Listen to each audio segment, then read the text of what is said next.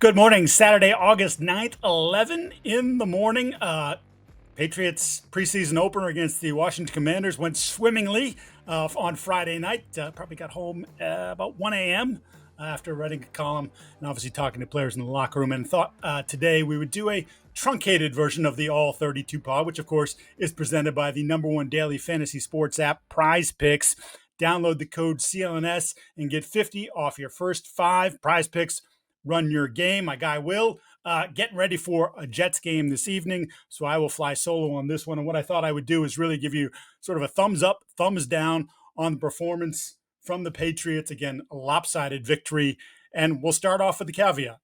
The Washington Commanders didn't play anybody. They sat 30 guys. That means all their best players doing that thing. Jaden Daniels, Bobby Wagner, on and on it goes. Those guys were not out there, so the Patriots did run out their first team, at least for a couple series, and predictably, it was lopsided in the Patriots' favor. But I thought what is important here is Mike Vrabel has stressed the idea of effort and play demeanor over and over and over again. And I thought his team, again, though playing backups, did exactly that. They were physical. They were aggressive. They played to the whistle. Sometimes they played through the whistle. There was a ton of energy on the sidelines, a lot of celebrating with teammates, which is something that Vrabel stresses quite a bit and has been poking at Drake Maye after touchdown passes and big plays. Get involved, talk to your guys.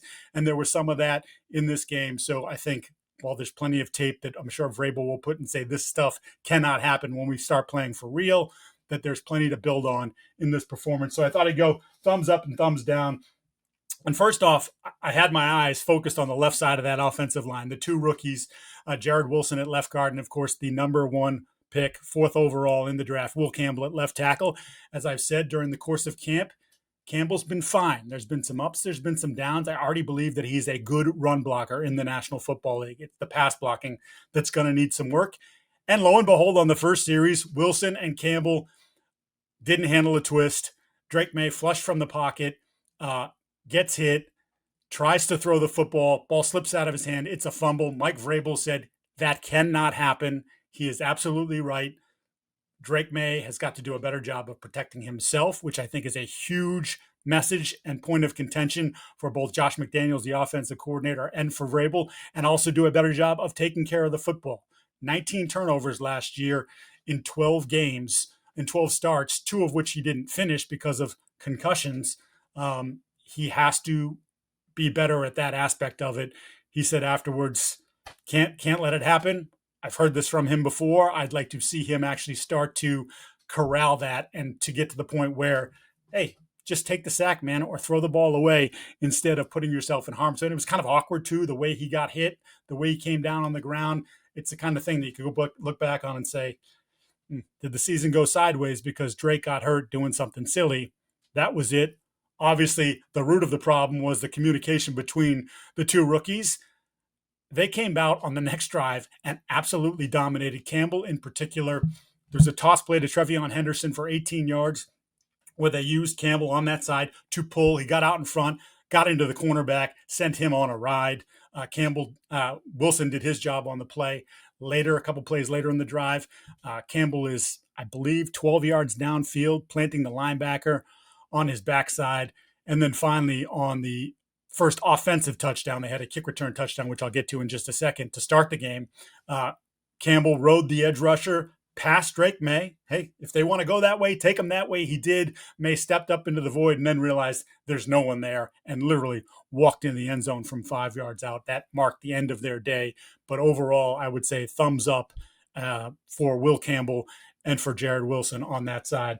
Thumbs up for Trevion Henderson, who on his very first touch, I know preseason game number 1, but on his very first touch, a kickoff return, he goes 100 yards for a touchdown. Shout out to UDFA edge rusher and now special teamer Elijah Ponder, who put somebody on his backside. There were a couple other really nice blocks on the play, but Henderson got a gap on this new kickoff return, and he was gone. He thanked God afterwards. He said he was not sure that he was going. Looking up at the video board, saw the kicker closing on him a little bit, and he said, I had to turn off the afterburners. But as Drake Maye told us afterwards, it's like a bolt of lightning, and it certainly was. Pretty good crowd last night, with the Tom Brady statue beforehand. And I think obviously just some overall buzz about this team. Probably a bigger preseason crowd than they've had in a couple of years, and that's a great way to reward them. And then Henderson just built off it. And in fact, was one of the guys who got sent to the bench after the second series and put in bubble wrap, whereas Ramondre Stevenson and then Antonio Gibson continued to get reps, Gibson particularly into the second half. Henderson already getting sort of the starter treatment. Not sure he's going to be a 20 touch per game guy because I still wonder about his size. And obviously there is money invested in Stevenson, who looked good, and in Gibson, who looked good. But Henderson brings a different element to that backfield. Some incredible explosion, which we've been talking about really for the duration of the spring and, of course, the summer. It hasn't always been perfect. He's had some drops in as a pass receiver, but blitz pickup is good. And when he plants and cuts, just gets to top speed really quickly. You saw it on the kick return. You saw it on the 18-yard run that I mentioned earlier where Will Campbell was leading the way. And I could have probably picked up 15 on that play, but he got 18. There's also a penalty after it. And then there was another play down by the goal line. He caught a swing pass, and instead of running out of bounds, instead of protecting himself, not that you want a running back necessarily to protect himself, but he lowered the boom on the defensive back and ran him over and sent that DB into the blue pop-up medical tent. And he got a few extra yards out of the play, but it's sort of the thing I was talking about at the beginning, that effort, the finish. This is what Vrabel wants. This is the energy that some of the kids are bringing. So thumbs way up for Trevion Henderson. I mentioned Stevenson and Gibson. Stevenson held on to the ball, which after the Friday in-stadium practice last week when he fumbled was certainly a big topic of conversation, especially after 7 fumbles the season before. You saw he's lost somewhere between 10 and 12 pounds and looks to be in great shape. I've been talking about that really all summer long, and actually back to when he showed up in the spring after missing some time because of some of the family things that he was dealing with in his life. But he looked really quick. Again, second teamers, but it beats the alternative, which is, 2 yards and looking slow and sluggish and putting the ball on the ground. No, he looked lightning quick, had a 12 or 13 yard run where it was nifty. He got his foot into the ground and then boom, to the second level. And you're like, oh, that's the Ramondre I remember in year 2 when he started to break out, and you started to think to yourself, maybe Ramondre Stevenson can be a top 10 back in the league. Certainly being paid like one, didn't have that kind of year last year, or quite frankly, the year before, and now a lot of competition in the room, but ran well. That whole room shakes up very well. I continue to think, even though some people have speculated, hey, maybe you move one of these pieces in Stevenson or Gibson, I keep them all. I think running is going to be part of the foundation of who you are. I think all 3 backs bring something to the table. And let's face it, injuries happen in this league, and I would much rather have all 3 of those guys for the full duration of a 17-game season. When somebody goes down, hey, okay, we got Gibson, or hey, we got Henderson. They'll just get a bigger load in this game. So like those guys, how about DJ James, the undrafted free agent out of Auburn from a year ago, drafted by Seattle, cut back in August of 2024, signed with the Patriots on the practice squad. You didn't see him, right? Just a practice squad guy. He's had an awesome camp, taking advantage of the opportunities in front of him, which is exactly what you want this time of year. No Christian Gonzalez with the hamstring, no Carlton Davis with whatever's going on there that has pretty much prevented him from practicing here the first 2+ weeks of camp. And DJ's getting first team run, and he's making plays. He's making plays consistently, and he drove on a. Let's just say that Sam Hartman doesn't have the biggest arm when he's pushing the ball outside the numbers. Good touch, decent down the field, but when he has to drive the ball outside the numbers on a comeback or a curl or deep stop, doesn't have it. This was the case. Receiver slip, but DJ had already made a break on the ball, gets the interception, just keeps showing up, keeps stacking days, and making himself very much a part of the conversation for the 53. And as I've written about on Boston Sports Journal, Davis misses a month a year. He hasn't played more than 13 games since 2019, I believe it is. And just, 12, 13 games, that's like his max. And he's already dealing with whatever it is here during the course of the summertime. And while Christian Gonzalez was a rock and a Pro Bowl and a all-pro caliber player last year, the year before, he missed 13 of 17 games after he injured the shoulder in Dallas and had to have the surgery that shut him down for the season. So we're still not sure about his overall durability in this league. You're going to need more corners. You need them anyway in this league. And between DJ James and what Alex Austin has done on the other side, establishing himself to me as the first guy off the bench as an outside corner. DJ James is also kind of pushing Austin, and they're both making a lot of plays here in camp and certainly building their profile and building depth for a Patriots defense that will need it. Because actually, it's not just Gonzo and it's not just Davis, but Marcus Jones has also had a hard time making it through a full season, has not actually made it through a full season during his career with the Patriots. And while he plays in the nickel, he played some outside, and you saw the size come up. Chris Moore beat him down the sideline. Moore had 2 bad drops. He had 1 bad drop in this game, and that was that. But he beat Jones on the outside, and the size was able to high point it. And Jones just, even though he's an awesome athlete, can't compete with that. You'd still like Marcus on the inside, and that's it for everybody on the outside. A couple thumbs up for defensive end edge rush guys. I mentioned the UDFA Elijah Ponder getting a lot of run in the first half, getting run over someone we'll talk about later on as a thumbs down, but someone who has had a lot of experience playing a lot of games for the Patriots. Ponder's got a strong skill set of power, and he's got some speed off the edge, again, coming from a lower level in college, but he's shown up, and he's showing up on special teams. As I mentioned, the block on the Henderson play. I think they're giving him more opportunities. I'll be curious to see what they think after watching the tape, and if those opportunities continue as they head into Minnesota this week for a pair of joint practices, and then, of course, the preseason game a week from today in Minnesota. But Ponder is making plays and making a statement. I would argue that to this point, he's shown up more in practices and now in a game than Braden Swinson has. And Swinson, of course, the 5th-round pick out of LSU, someone who I thought that was a really good pick, and I think there's real good potential for this player as an edge rusher, but he's kind of caught up in a numbers game. He did have a very excellent bull rush at one point during the game on the left tackle. I believe it was Josh Connolly, the 1st-round pick for Washington. I'll have to go back and double-check the film, but by and large, he's further down the depth chart, Ponder getting his reps and making it count. The other guy that I have to mention there and give a thumbs up for on the edge is Truman Jones. Truman Jones, 2nd-year guy out of Harvard, was on the practice squad last year, has remade his body, was one of the team's 4 award winners, offseason award winners, was one of the captains for the opener, I think, as a shout-out to the job he did during the course of the offseason. And then Truman Jones played really good football last night, again, which he's continued to show up day after day in these practices and get more opportunities. And as I keep mentioning, taking advantage of those opportunities.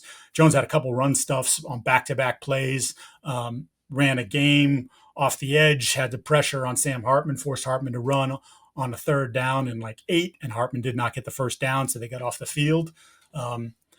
There's a lot of competition at edge, and there's a lot of young players making a strong case to be on the 53, and not only to be on the 53, but to play in week 1 of the regular season, have some sort of role on the football team. Jones also getting reps on special teams, which of course is important for those guys to sort of build their portfolio. But Truman Jones is someone that I would not have thought would be in the conversation here on August the 9th for a roster spot and possibly, being a 15-snap, 20-snap guy a game on defense. But to this point, he's making that case, which I'm sure is music to Mike Vrabel's ears. I'm sure to defensive coordinator Terrell Williams as well. PrizePicks, best place to get real money sports action. Over 10 million members, billions of dollars in award winnings. PrizePicks has made daily fantasy sports accessible to all. You just pick more or less on at least 2 players for your shot to win up to 2,000 times your cash. Cross sports, we're at that cross sports time, and now you have football that you can add to the mix, and you're looking for the post numbers, and you're just looking at, hey, do I think Josh Dobbs is going to throw for more than 100 yards as the 2nd string quarterback for the Patriots? You take more or less on that. You combine that with Aaron Judge, more or less on home runs or RBIs, or Roman Anthony just signed a nice $130 million contract for the Red Sox. We're happy about that. Yes, shout out to the Red Hot Red Sox. And you do that, just download the app today. Use the code CLNS to get 50 off your first 5. You don't even have to win that first 5 to get the 50.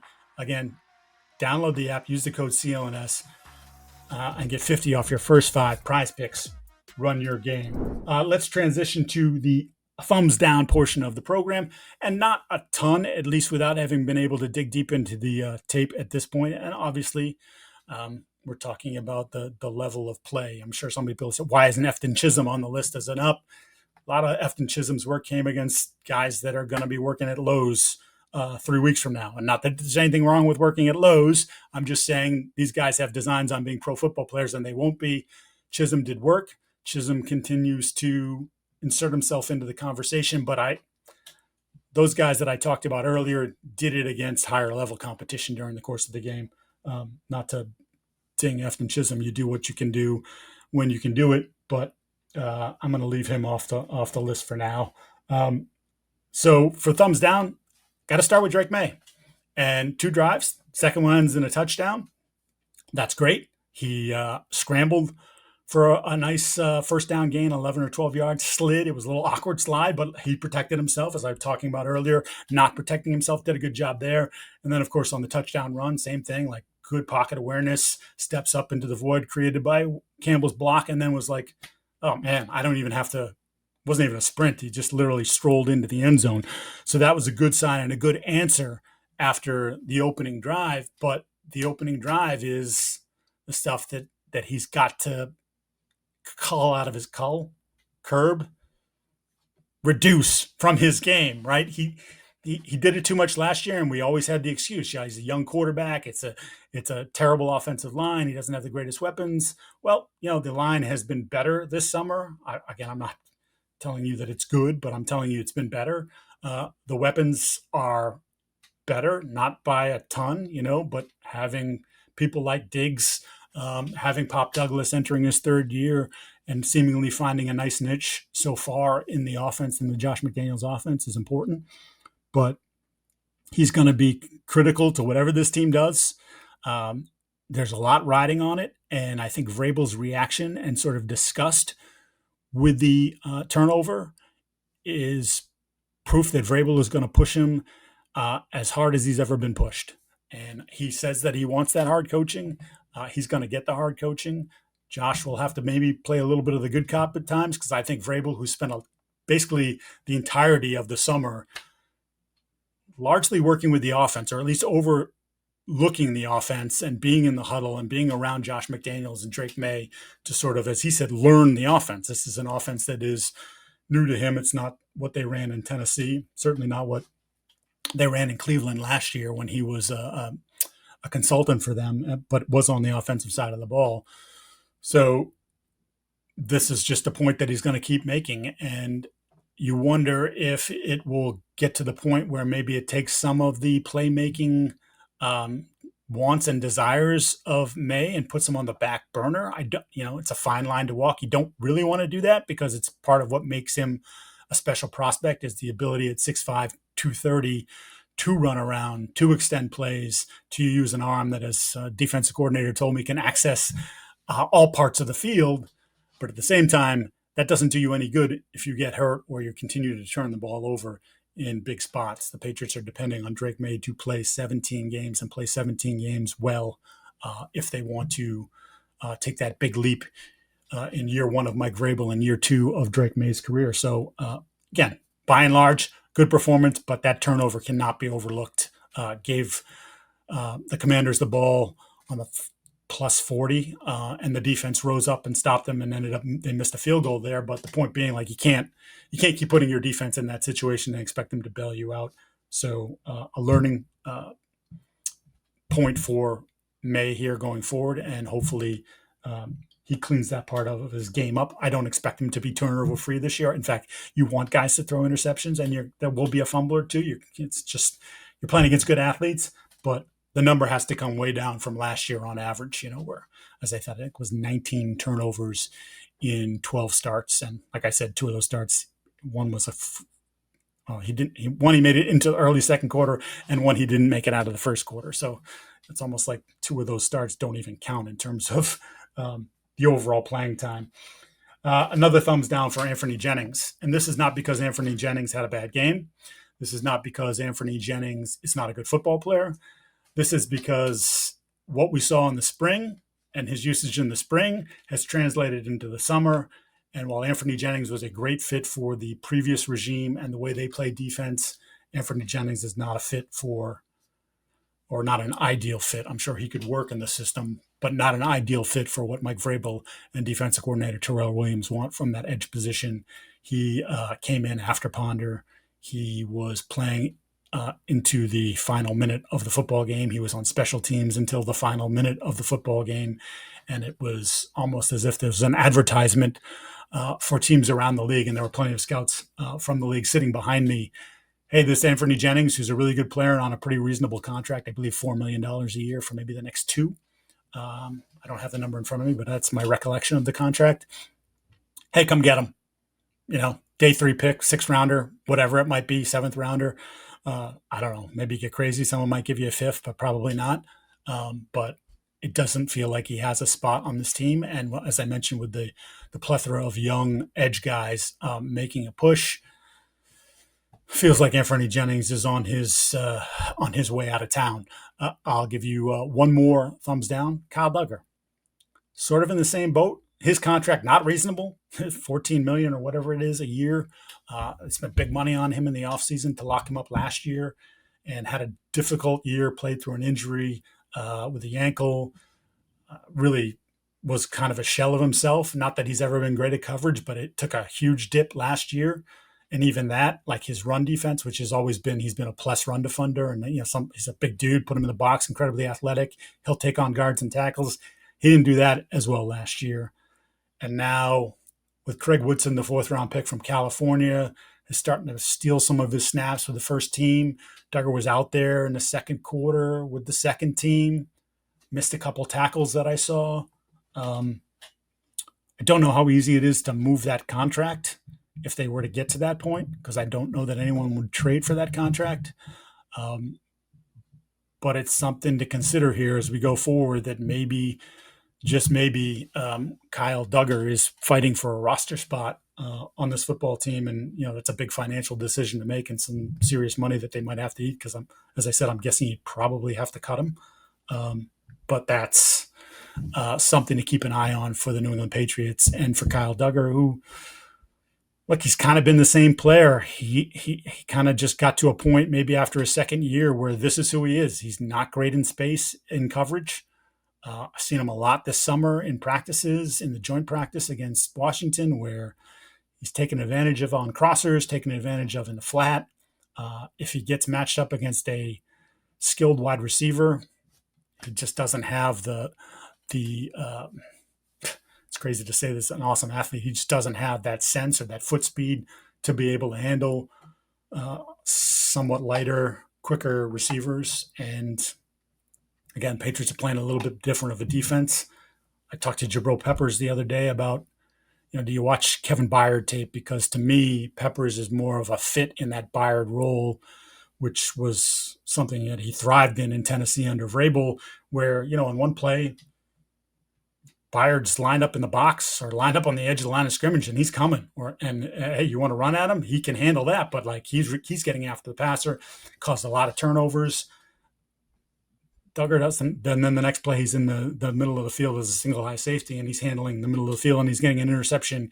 Going from sideline to just making a lot of plays. Duggar doesn't have that kind of range, and doesn't seem to have the high end versatility that Byard had. I mean, Byard was one of the best safeties in the league, so we're comparing him, but considering the way that Duggar gets paid, the expectation is he would be one of the better ones, and he's not been one of the better ones, at least in camp, and not certainly on the same level that Jabril Peppers has been this season. I guess in conclusion, pretty good night for Mike Vrabel's team, despite the 30 starters not playing for the Commanders. Good thing to sort of bring the energy to the stadium, to whip them up like that.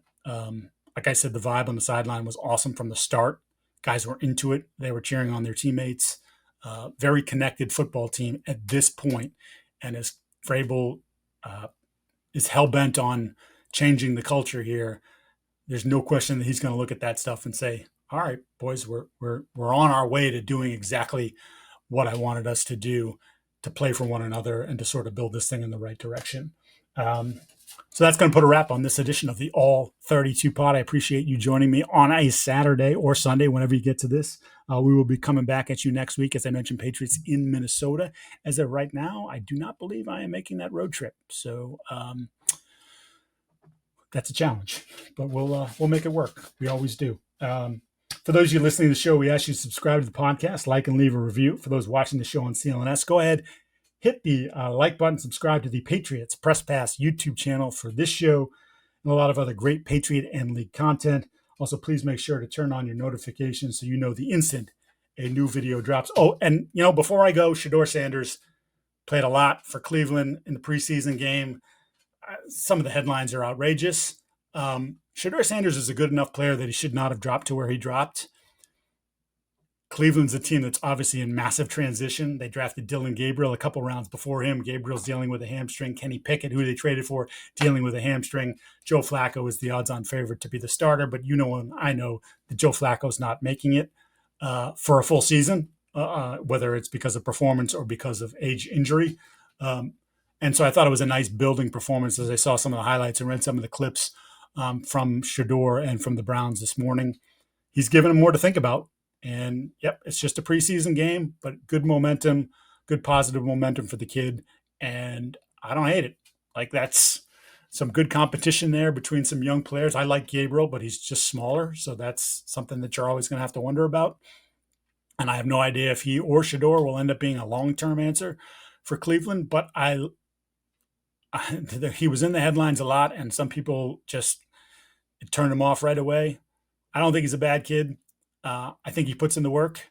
He's been dealing with a sore arm, and he's still been practicing because they've been short bodies. And then to go out and have that performance was a nice day for him. So I'm happy for the kid, and hopefully he can continue to build on it. And we have a real 3-4-way competition for the starting quarterback job in Cleveland. Now, if you got 3 or 4, you probably don't have one, but a good sign for him. I liked it. I'm happy for him. All right, that's going to do it for this edition of the All 32. We will see you again sometime at the beginning of next week.